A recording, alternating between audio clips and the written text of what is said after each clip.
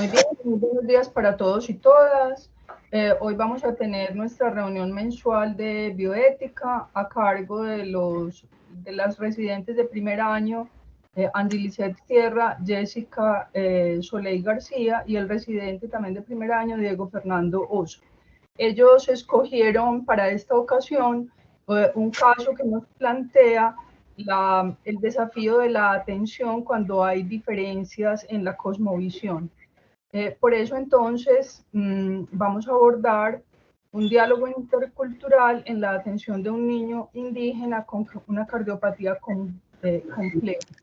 Importante recordar que esta es una actividad de carácter académico, que el objetivo no es poner en tela de juicio o de alguna manera afectar la intimidad de la relación médico-paciente que se haya establecido, y este es solo un caso de referencia al que se le han hecho ajustes justamente con los objetivos académicos. Bien puedan nuestros expositores. Listo, buenos días, ¿me escuchan? Por favor, Angie, por favor, colocas pantalla completa. Profe, ahí está en pantalla completa, no se ve completo la presentación. Se ve, lo que pasa es que tienes en la lateral las pequeñitas. Permítame, dale ya clic abajo en pantalla completa y ahí. Aquí, ahí se ve. ¿O se sigue viendo con las de los laditos? Yo la sigo viendo con las laterales. Listo, permítame, ya voy a verificar.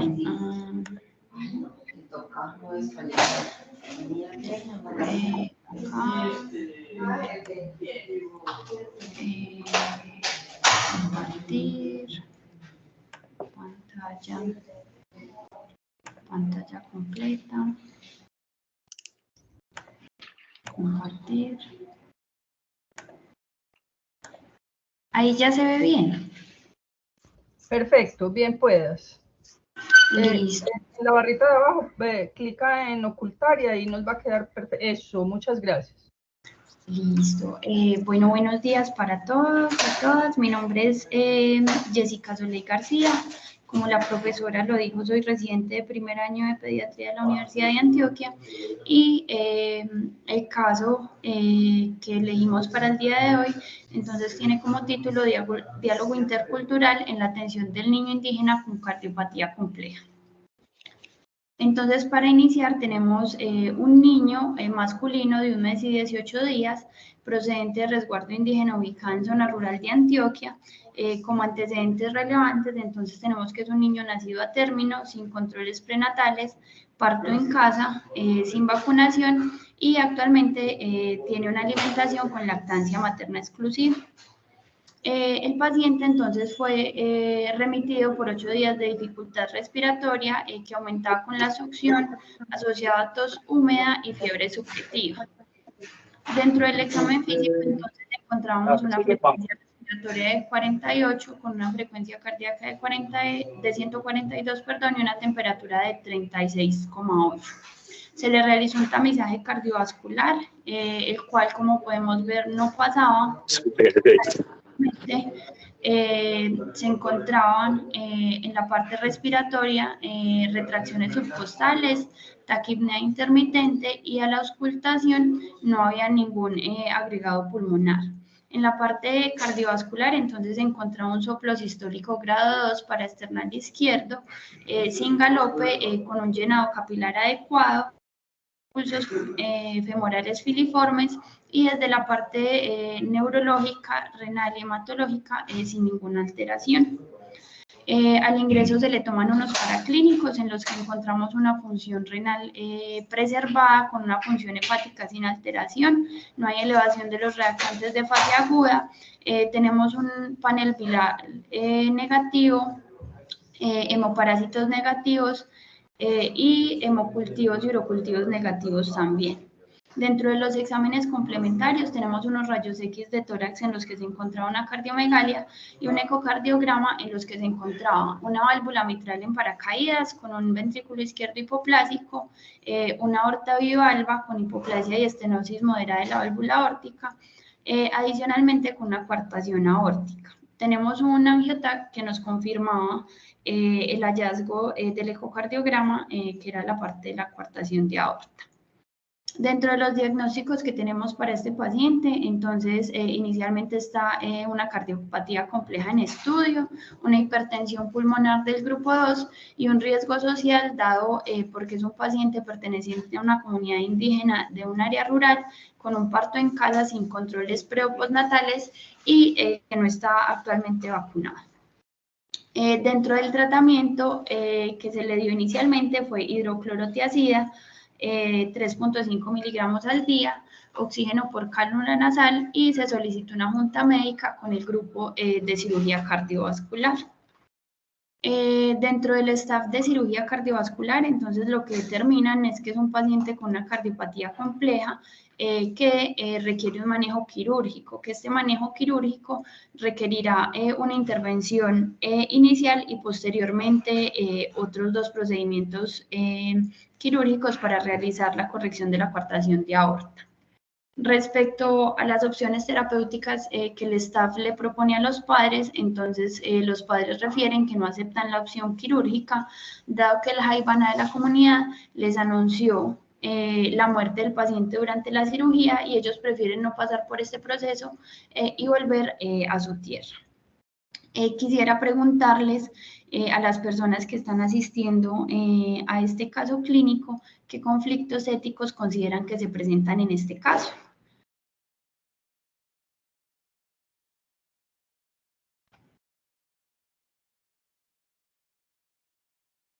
Un residente de tercer año que quiera participar. Hola Jessica, ¿y me escuchan bien? Sí, te escuchamos muy bien. Bueno, pues este es un caso que uno pues se puede encontrar comúnmente en el servicio. Obviamente pues el conflicto pues va a partir del hecho de que hay que hacerle una corrección quirúrgica, pero hay que tener en cuenta pues primero que por su cosmovisión pues ellos no lo quieren realizar y no están dispuestos pues a este procedimiento. Y adicionalmente, pues para uno la decisión, pues no va a partir solo de operar o no operar, sino que va a ser un paciente con un VI hipoplásico, como dijiste, entonces es un niño con un ventrículo único que no solo va a requerir este procedimiento, sino que requiere otros 2, bueno, sumándole además el de la coartación a medida que vaya creciendo, y el tratamiento pues va a ser aún más complejo en un paciente que se pueda perder. Entonces va a estar pues la opción de operar, no operar, ambas con una carga de morbimortalidad muy alta pues para este paciente. Listo, muchas gracias. ¿Alguien más que quiera regalarnos su opinión al respecto? Hola Sol, ¿cómo estás? Bien, bien.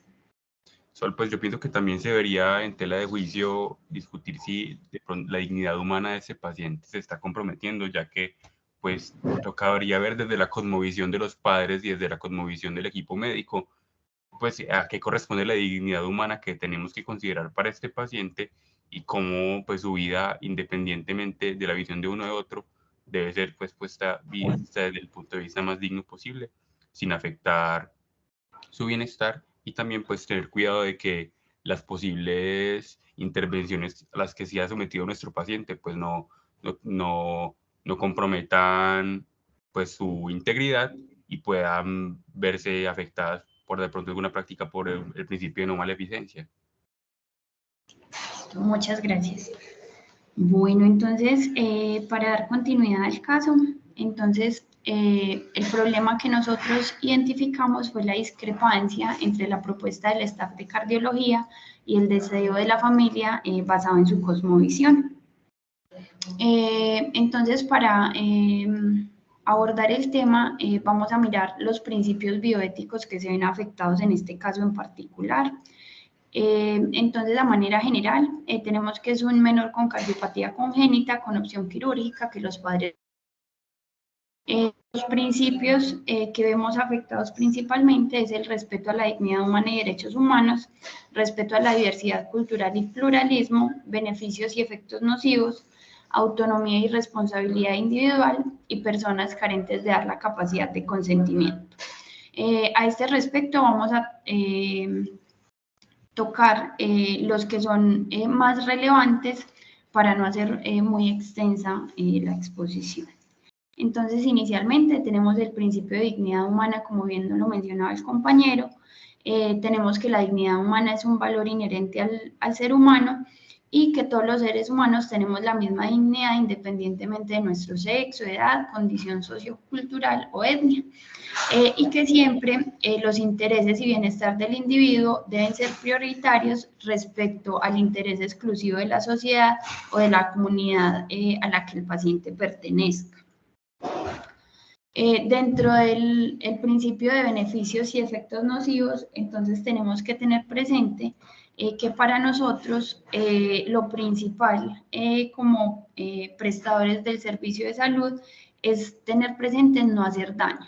En este principio entonces hay que tener en cuenta los riesgos de efectos nocivos y los beneficios potenciales que se pueden derivar de las opciones terapéuticas o las decisiones que les ofrecemos a los pacientes.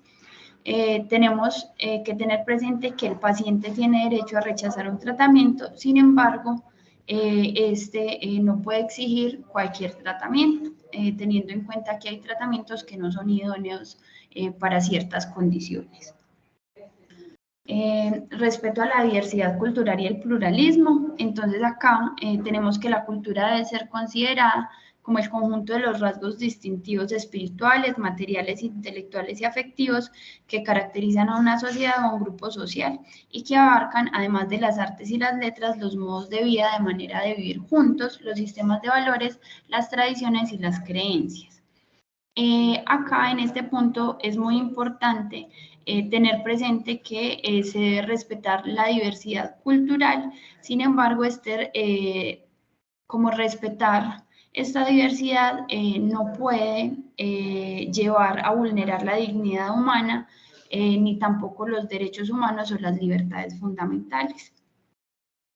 Y tenemos también la responsabilidad social y salud, entonces tenemos que el goce del grado máximo de salud que se puede lograr es uno de los derechos fundamentales de todo ser humano, sin distinción de raza, religión, ideología política o condición económica o social, y que los accesos a los progresos de la ciencia y la tecnología que permiten una atención médica de calidad deben estar abiertas para todas las personas sin ningún tipo de exclusión. Sin embargo, siempre hay que tener presente que todos estos progresos deben ir en pro del beneficio del paciente y que siempre hay que pues poner en una balanza los riesgos y los beneficios que estas intervenciones puedan generar para la vida del paciente y también para su familia. Respecto a la parte del interés superior de los niños, las niñas y los adolescentes, que es un punto muy crítico y clave para el ejercicio de nuestra profesión, entonces siempre tenemos que tener en cuenta que las normas se van a aplicar siempre de la forma más favorable para el bienestar del niño. Se debe garantizar que esta aplicación de las normas lleven a una satisfacción integral y simultánea que le lleve a gozar de todos sus derechos humanos que deben ser universales, prevalentes e interdependientes y que en caso de que haya conflicto entre dos o más disposiciones legales o administrativas, se aplicará la norma más favorable al interés superior del niño, niña o adolescente. Acá cabe resaltar que ese interés superior del niño, niña o adolescente va a depender de lo que a este le genere mejor calidad de vida y que lo beneficie respecto a los deseos que también tenga él y su familia. Entonces, a continuación, los dejo con mi compañero Diego, que les va a hablar desde la perspectiva, desde el campo médico. El síndrome de Chon es una cardiopatía congénita rara y compleja que afecta el lado izquierdo del corazón. Clásicamente se define por la presencia de 4 condiciones, que son un anillo mitral supravalvular, la válvula mitral en paracaídas, estenosis subvalvular aórtica y coartación aórtica. La incidencia es de 1 en 1 millón de nacidos vivos si tenemos en cuenta los 4 criterios clásicos. Sin embargo, hay una forma incompleta que requiere solamente 2 criterios, que son la alteración valvular mitral, ya sea por presentar anillo por encima de la válvula o por tener forma de paracaídas, y el otro criterio puede ser tener la lesión estenótica, ya sea subvalvular o coartación de la aorta.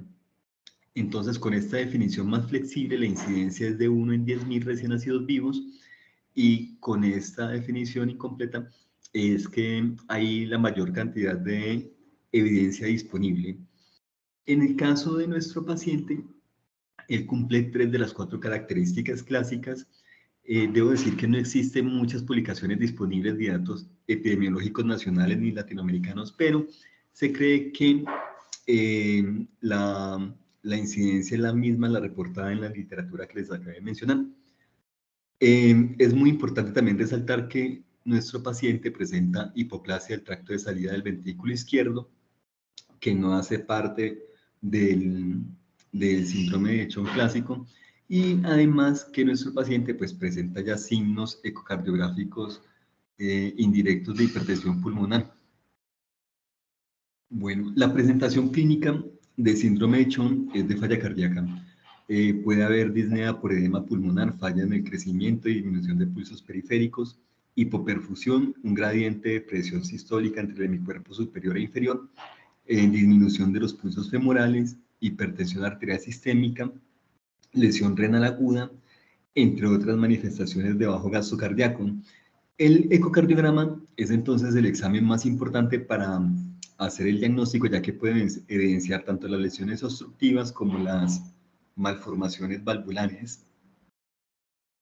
Entonces, el manejo del síndrome de Chon es quirúrgico y se realizan con reparación de la válvula mitral, la válvula aórtica y corrigiendo la coartación de la aorta.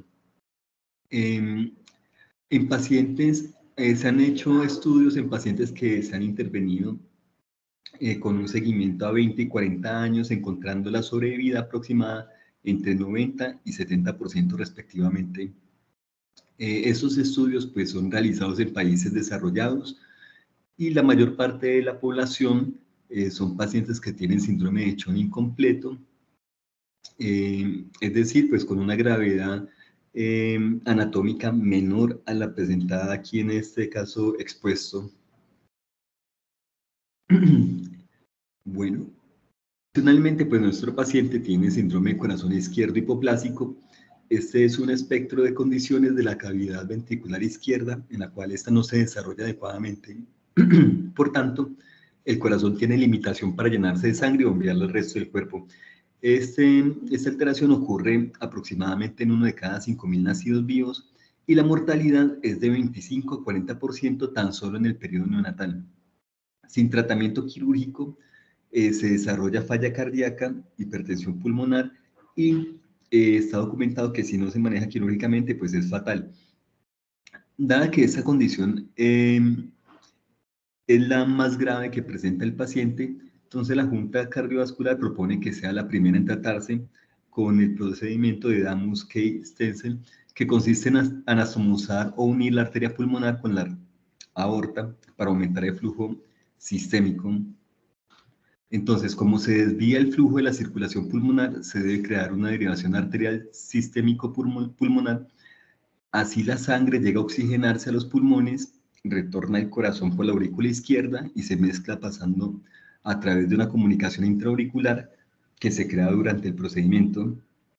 Luego la sangre entonces será bombeada hacia la aorta a través de los 2 ventrículos y quedaría el corazón funcionalmente univentricular. La mortalidad quirúrgica estimada es de 47% según la clasificación de Rach. Entonces allí vemos en las imágenes cómo se esquematiza que sería ese primer tiempo quirúrgico propuesto. Luego entonces de aumentar el gasto cardíaco por ese procedimiento, posterior a que el paciente tenga 6 meses o más de vida, se realiza un segundo tiempo quirúrgico que consiste en desacoplar la vena cava superior de la aurícula derecha y unirla directamente con la arteria pulmonar.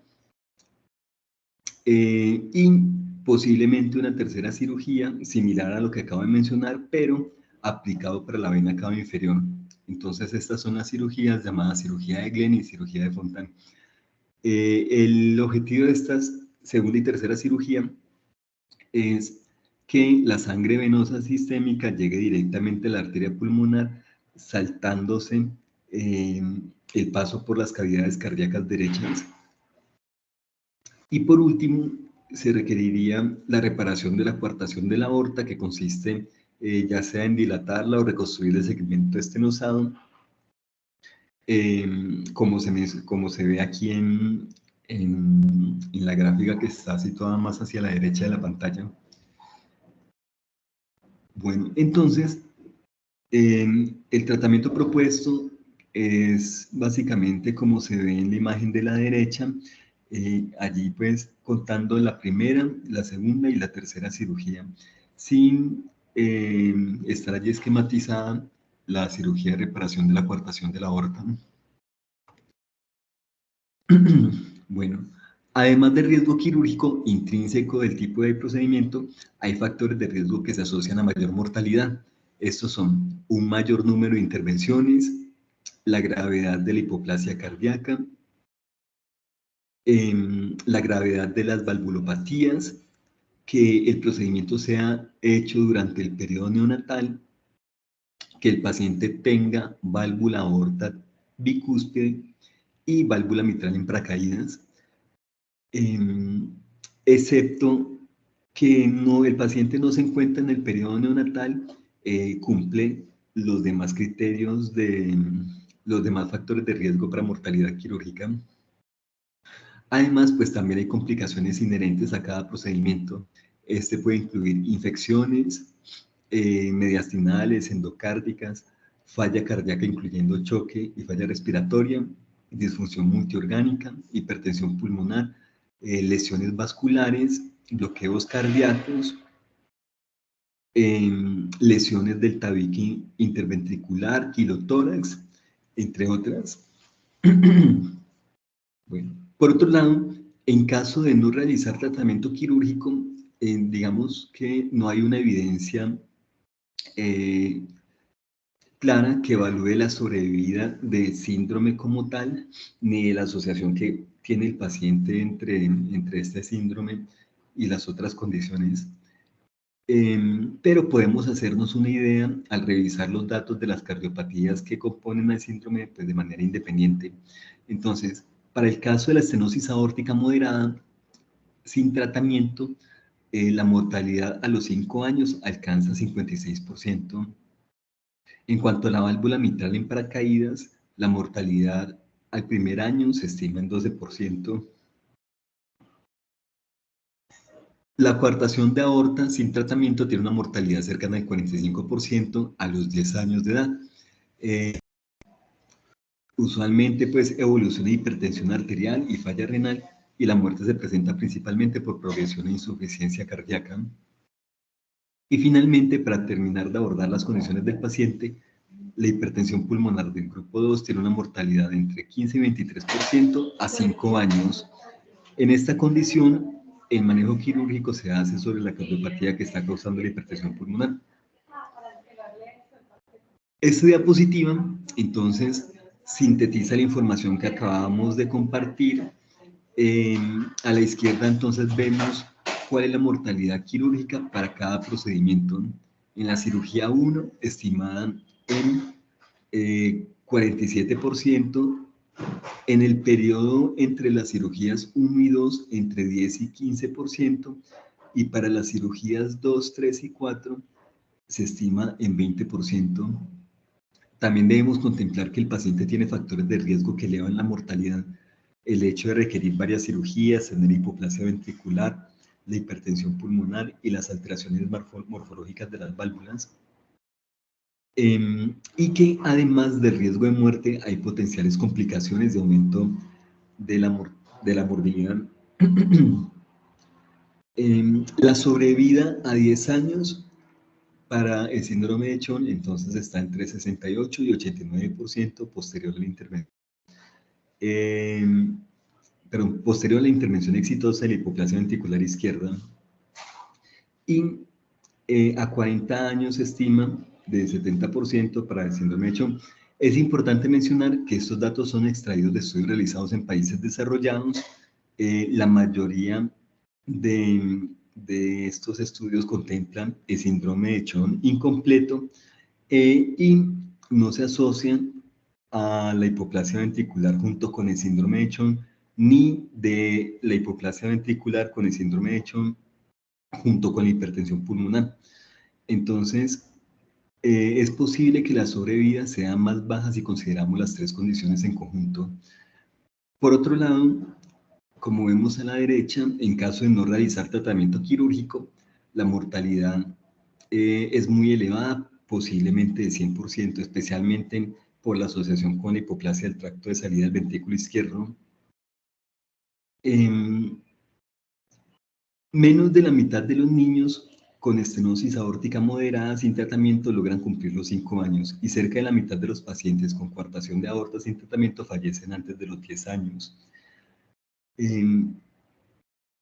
La válvula mitral en paracaídas y la hipertensión pulmonar pues también tienen una importante tasa de mortalidad.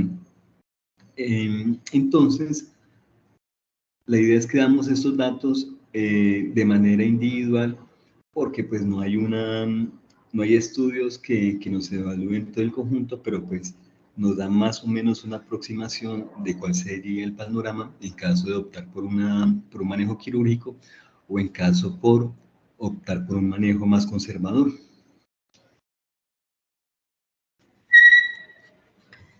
Listo, entonces ya nuestra compañera Angie nos va a hablar un poco respecto a los aspectos legales. Listo, hola, buenos días.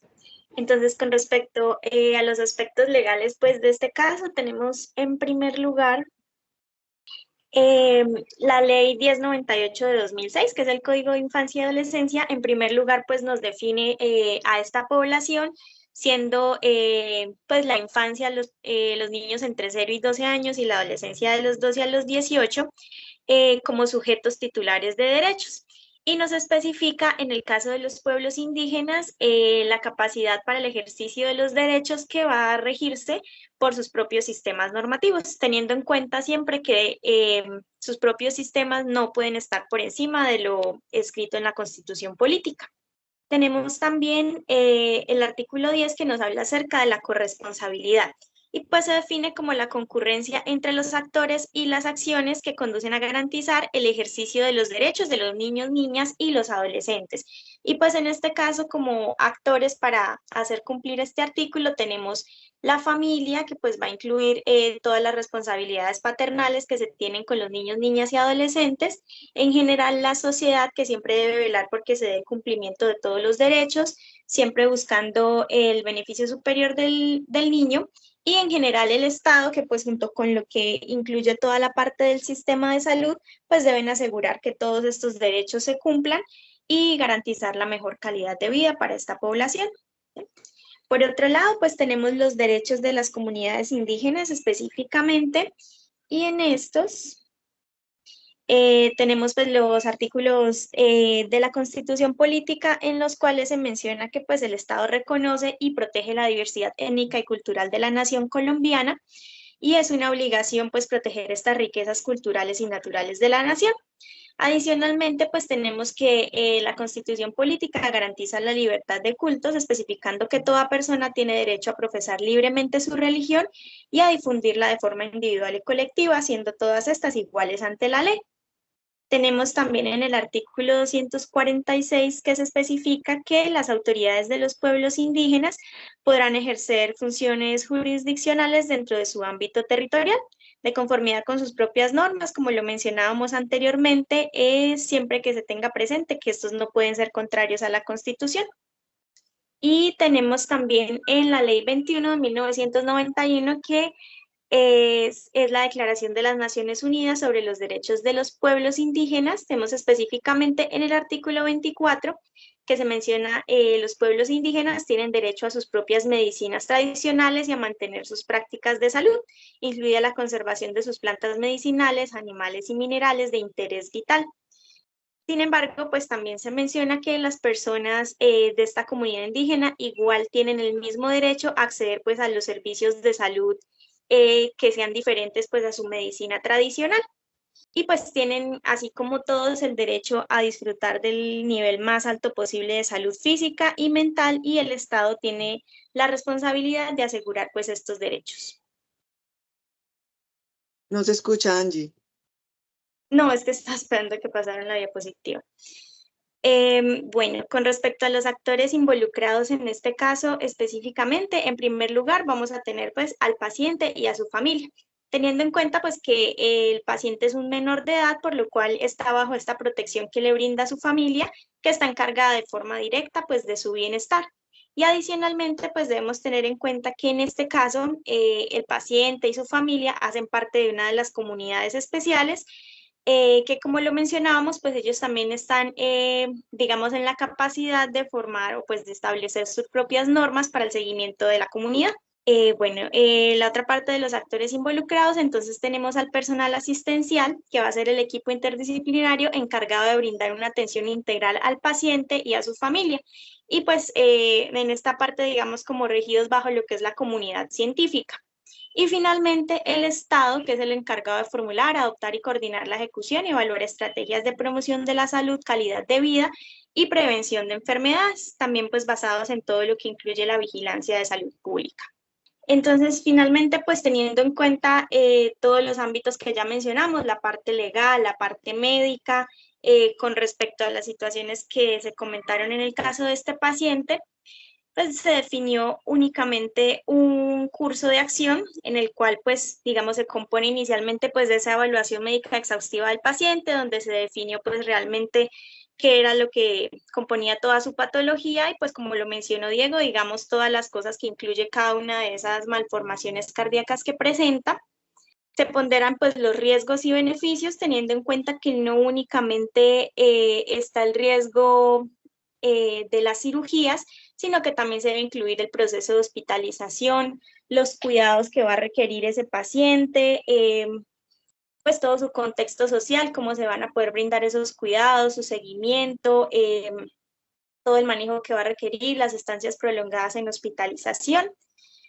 Se da en la educación, se da la comunicación, que es lo que finalmente nos permite ese diálogo intercultural, que es una comunicación asertiva con los padres, verificar que pues realmente dimos a entender todo el contexto de la enfermedad, todo lo que esto implica, y para finalmente llegar a la parte de una mediación y conciliación sobre qué es lo que se va a realizar con ese paciente, teniendo en cuenta ya como una totalidad del contexto de este paciente.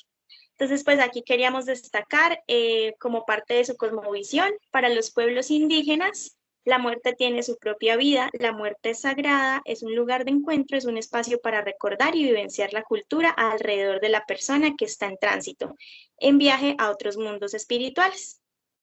Entonces, como parte, digamos, en todo este proceso y quienes van a ser los encargados de brindar toda esa educación y ese manejo al paciente y a su familia, pues tenemos los especialistas pues involucrados en su manejo, cardiología pediátrica, cirugía cardiovascular, también pues el concepto y la participación del pediatra intensivista, anestesiología, el pediatra pues como su médico en general pues de su seguimiento, trabajo social, el intérprete para siempre aclarar dudas y realizar una comunicación adecuada, y psicología también pues como seguimiento a toda la situación que está viviendo esta familia y en general esta comunidad. Entonces, pues, ¿qué va a ser lo más importante con este paciente? Pues tenemos que definir ya con su estabilización y egreso Entonces, reiterar a los padres la importancia de continuar el seguimiento. Aclarar que pues finalmente entre el manejo quirúrgico o no quirúrgico, pues igual el manejo médico, como lo mencionaba Diego, incluye múltiples cosas, van a ser los seguimientos por los especialistas, cardiología, cualquier otra especialidad que pueda requerir, pues a lo largo de ese seguimiento, explicar y verificar que los padres comprenden el manejo farmacológico que deben continuar al alta, dar claramente pues esos signos de alarma que ellos deben tener en cuenta, que nos indican que hay una descompensación y a dónde deben consultar, teniendo en cuenta pues que este paciente requiere una atención especializada, entonces dejar muy claro esos datos también. Y finalmente, pues confirmar que los padres comprenden a cabalidad cuál es el pronóstico del paciente, qué es lo que indica esa patología y cuál es el manejo que se va a brindar de aquí en adelante. Entonces, finalmente, como conclusiones, pues tenemos en el abordaje integral de los pacientes pediátricos, debe primar la opción terapéutica que vele por el interés superior del niño, entendiéndose este como el manejo que vaya en pro de su bienestar y su calidad de vida. Entonces, debemos siempre tener presente que hay algunas patologías en las cuales la evidencia científica existente al respecto no es concluyente. Entonces, en estos casos va a ser necesario que empecemos a considerar otros factores, como pues fue en este caso todo el contexto en el que está nuestro paciente, la opinión de los padres, y así garantizar que esa elección terapéutica ofrezca la mejor calidad de vida para el paciente y su familia. Bueno, en este caso específico, los pacientes y familias provenientes de comunidades indígenas, además de tener que enfrentar las dificultades propias de la enfermedad que pues presenta en este caso el paciente, enfrentan desafíos adicionales respecto a la atención en salud, como las barreras idiomáticas, culturales, sociales y geográficas. Entonces, en este punto se hace necesario abordar estas comunidades desde el diálogo intercultural para buscar trascender dichas barreras y poder así ofrecer una adecuada atención oportuna e integral, teniendo pues muy presente todas las creencias, preferencias, los recursos con los cuales cuenta esta población. Entonces siempre, y pues no exclusivamente en este caso, sino en general, debemos tener presente que además del manejo pues de la enfermedad física, debe brindarse un adecuado acompañamiento a los pacientes y sus familias para mantener su salud mental, familiar y social y saber abordar esas diferencias culturales. Conocer también los recursos disponibles facilita seguir el curso de acción más conveniente, buscando aumentar la calidad de vida, la calidad de la atención, perdón, haciéndola más humana y mejorando la experiencia del paciente y su familia. Y finalmente, pues para destacar también la labor del pediatra, el pediatra como médico tratante tiene el deber de actuar como mediador entre la familia y pues digamos como el demás especialidades médicas, haciendo énfasis en la pertinencia de las opciones terapéuticas, teniendo en cuenta pues el contexto del paciente y dando importancia también a los deseos del paciente y su familia, velando por la calidad de vida y el manejo más adecuado que se pueda brindar. Bueno, pues estas son las referencias bibliográficas que utilizamos. Muy bien, muchas gracias. Abrimos los micrófonos comenzando con la doctora Joana, que tenía la mano levantada, y para que los demás del público también puedan formular sus preguntas o las perspectivas que plantea este caso. Cada vez tenemos en las instituciones de alta complejidad, con mayor frecuencia, pacientes que provienen de comunidades indígenas. Es decir, esta no es una situación ajena y nos encantaría si alguna residente o alguno de los residentes formula su perspectiva frente a este caso o a casos similares que hayan conocido. Bien, puedas, Liliana. Gracias, buenos días a todos. Pues Mónica y compañeros, los felicito, excelente presentación. Yo quería contar también pues como una experiencia que tuvimos con una niña de síndrome de Down, que la familia también tenía una especie de religión un poco extraña, como Amish, pero como con judío.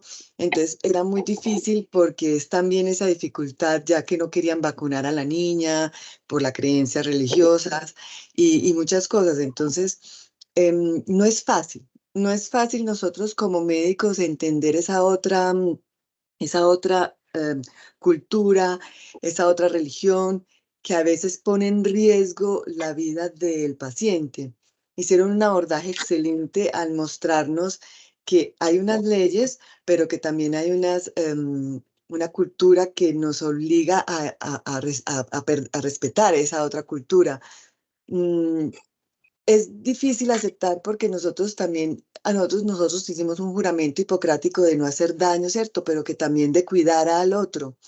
Entonces uno dice, ¿hasta qué punto mi forma de tratar de curar o de que este niño viva un poco más va en contra de algunas creencias o culturas o religiones que a veces simplemente lo que quieren es hacer ese paso tan bonito que decía este señor Oscar, el de la comunidad indígena, que la muerte es otro ciclo de la vida, ¿no? Que es un camino espiritual, es un tránsito, y la verdad para nosotros es muy difícil porque, pues, no, aunque nosotros también tenemos una cultura de que vamos vamos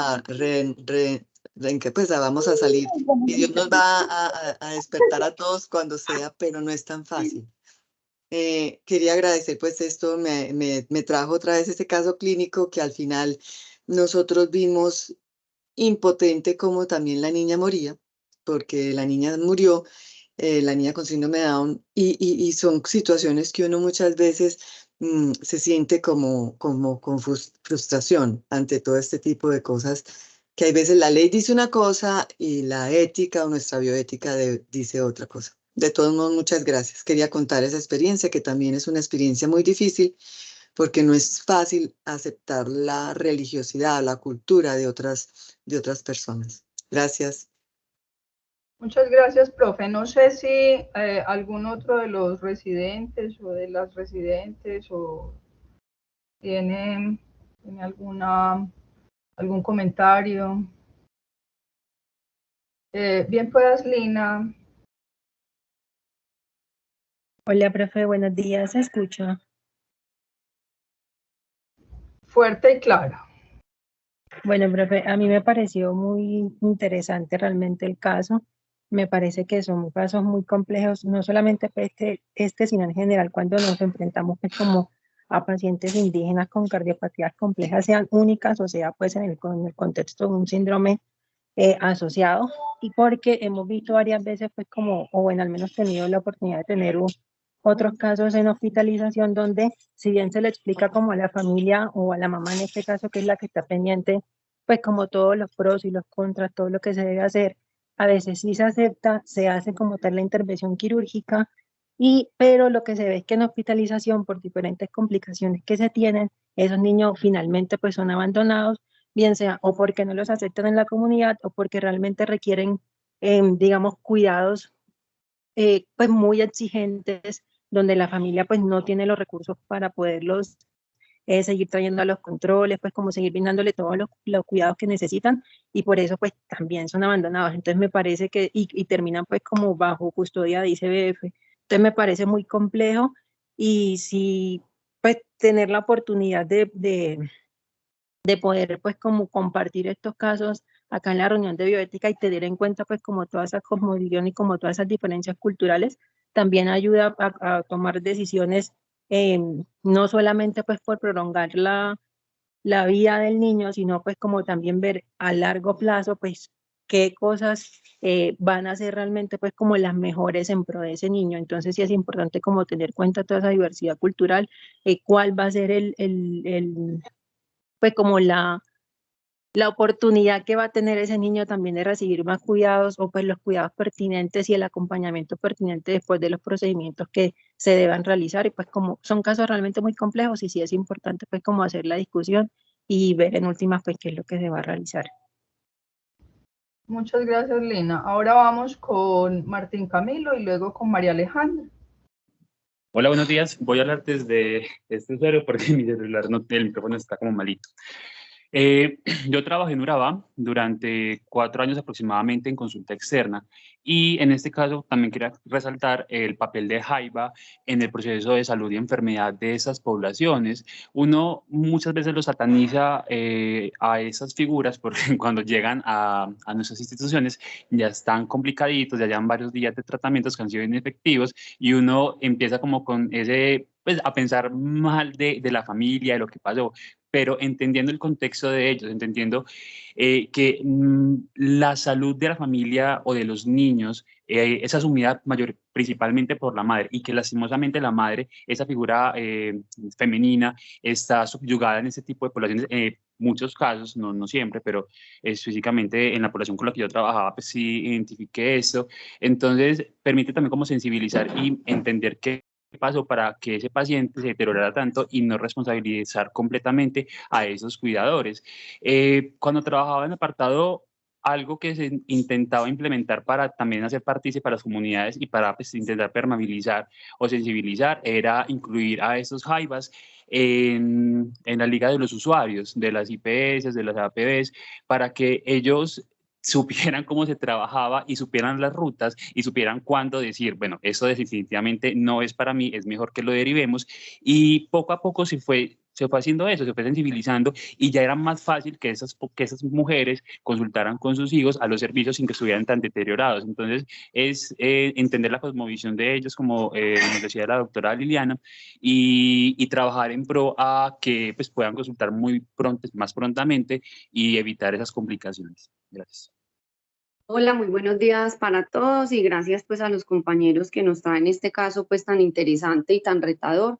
Yo creo que un factor común pues de los casos que nos presentan en bioética es que ninguno es fácil, son situaciones bastante complejas y pues que nos retan desde el punto de vista no solamente clínico, sino también desde el punto de vista humano, legal y demás. Lo que de pronto a mí me pone pues como a reflexionar en este contexto tan complejo es como el para qué de las intervenciones o de lo que hagamos siempre, como que debe también ser como un pilar como de la práctica médica. Y pues estas estadísticas que nos mostró Diego pues no son como muy alentadoras, y en el mejor de los casos no incluían a niños pues que tenían además un ventrículo único como era como la cardiopatía de este paciente. Entonces definitivamente es un paciente que va a tener también una sobrevida mucho menor ya de entrada por el tipo de cardiopatía que tiene. Me pareció muy bonito, no sé si fue la doctora Liliana o cuál fue la persona que hizo ese comentario, y es que cuando está enfermo un paciente de una comunidad indígena, no está solamente enfermo el paciente, y pues en ningún contexto pues lógicamente, pero es una comunidad que también se enferma, ¿cierto? Que esos cuidados que va a necesitar este paciente se ponen en riesgo en que puedan pues ser entregados de forma oportuna, de forma pertinente, de forma transversal a todo el proceso pues, de enfermedad. Entonces, pues listo, hacemos el primer procedimiento, al niño le va bien, etcétera, pero ¿y después qué sigue? Si sale anticoagulado, le van a dar el anticoagulante, van a estar pendientes de eso, lo van a traer a la cita de control, tienen acá donde quedarse, tienen que comer, ¿cierto? La persona que lo va a acompañar. Entonces, definitivamente va a ser algo que va a afectar no solamente la calidad de vida del paciente, sino de todas las personas que van a estar pues, en su cuidado. Entonces, definitivamente es un caso complejo. Yo creo que también surge acá esa posibilidad en torno como al pronóstico, que pareciera pues ser como un poco alentador en este caso, empezar a considerar esas alternativas que no amenacen como la calidad de vida ni la dignidad del paciente, como por ejemplo de forma inmediata empezar como a que sea manejado también desde el equipo pues de paliativos, mirar qué otras cosas se pueden hacer médicamente hablando para darle más confort, para manejar mejor la falla cardíaca, en el caso en que definitivamente pues no sé, por cualquiera de estos motivos pues que implica este caso, no se llegue a la resolución pues de forma quirúrgica. Ese sería pues como otro panorama que yo propondría. Listo, muchas gracias. No sé si nuestros expositores, Diego, Solé y Angie, quieren algunas palabras finales a raíz de las intervenciones de sus compañeros, de los demás miembros del departamento. Qué pena, ahí me escuchan. Sí, bien, pues. Bueno, nuevamente buenos días. Yo sí quería pues como agradecer a la profesora Mónica por el espacio y también como por todo el proceso de retroalimentación. Realmente yo considero que todo el proceso que se realizó con este caso fue muy enriquecedor. A mí personalmente me cambió como la perspectiva que tenía respecto a cómo actuar cuando llegan estos casos tan complejos que en ocasiones uno quiere ser o quiere abordar los casos desde una mirada muy paternalista. Sin embargo, se nos presentó como la oportunidad de ampliar esa perspectiva, de ser más empáticos, de tener en cuenta los pros y los contras de todas las intervenciones.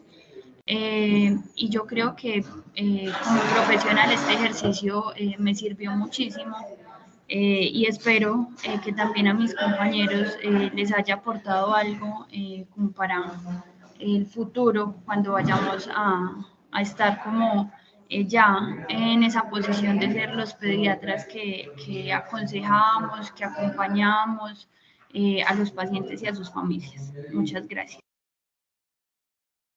Muy bien, muchas gracias, Soleil. Un último comentario entonces para cerrar. Ponemos siempre de presente el interés superior del menor, pero eso a veces no es tan claro. Y desde la perspectiva paternalista, entonces automáticamente hay la tendencia a asumir que ese interés superior del menor está salvaguardado en hacer exactamente todo lo que la ciencia ofrezca. Y ahí entonces es donde tenemos que hacer un diálogo, en este caso un diálogo intercultural que presenta unos desafíos lingüísticos y de cosmovisión enormes, pero siempre vamos a tener que hacer ese diálogo con todas las familias, como ya lo indicaba alguno de los que intervino. Entonces, el interés superior del menor no siempre significa vivir más a costa de cualquier cosa. Ustedes lo resaltaron y eso me parece fantástico que ya estemos teniendo los frutos de todas estas discusiones bioéticas que el departamento ha fomentado desde hace varios años, y es dónde está la dignidad de los pacientes, cómo tenemos que conciliar esas expectativas de la familia, qué es realmente lo que más bienestar va a producir en los pacientes, y hacer que el equipo de salud se movilice en esa dirección, de tal manera que pongamos a disposición de las familias todo aquello que contribuya. Entonces, no siempre que los padres tienen una negativa frente a un tratamiento, tenemos que pensar que están siendo negligentes en el cuidado, hay que tomarse un tiempo para conversar. Entonces, este caso que eligieron creo que nos muestra claramente el papel tan valioso que tienen ustedes como pediatras, que van a salvaguardar eso que tan fácilmente enunciamos de el interés superior del menor, pero que no siempre es tan fácil de dilucidar. Con esto entonces cerramos esta actividad académica. No olviden por favor llenar el formato de asistencia que nos compartió la doctora Joana, y nos vemos en una próxima reunión.